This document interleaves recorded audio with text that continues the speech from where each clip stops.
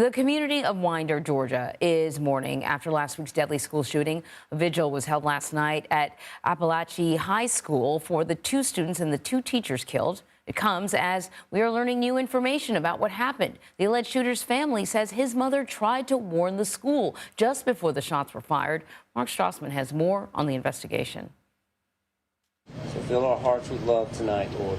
This northern Georgia community still huddles together, mourning the deaths of 2 students and 2 teachers killed last week by 14-year-old student Colt Gray. CBS News has learned the suspect's aunt says the teen's mother called the school a half hour before the shooting. She warned staff of an extreme emergency involving her son and urged a school counselor to immediately find him and check on him. Marcy got a text on the phone from Colt saying, "I'm sorry, Mother." And then we heard on the news of the shooting. We spoke to the alleged gunman's maternal grandfather. He pulled the triggers. He killed people, and he's my grandson, and it breaks my damn heart. He says his wife, the teen's grandmother, also visited the school the day before the massacre. She wanted to discuss the suspect's alleged behavioral issues. The 14-year-old has been charged as an adult and faces 4 counts of felony murder. His father's also charged for giving his son access to the AR-style rifle used in the shooting. Both Gray's father and son have not entered a plea. Shayna Jones's daughter is a senior at Apalachee High School. As a parent, we can't do much because we weren't there. We weren't in their shoes. Seeing as many of the kids here makes me realize that they're gonna come back. They're resilient.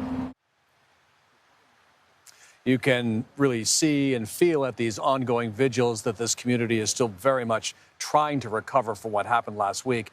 I want to talk about one other thing, Anne-Marie, and this is really striking to me.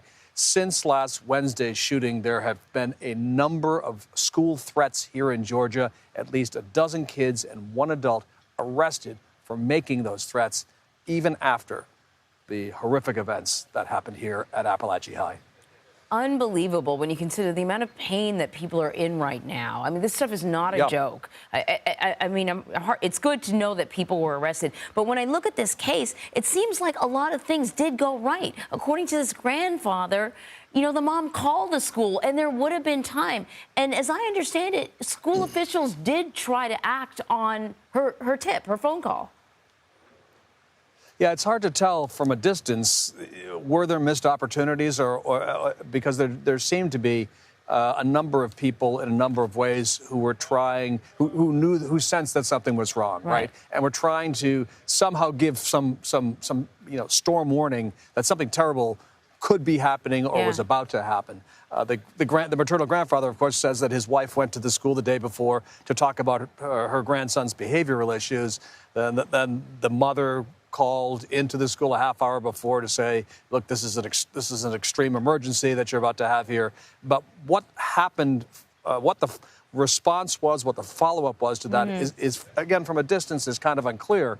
But clearly, what is clear, though, is that people knew something was up, right? People knew that all was not well, and they were trying to give some sense of a warning here.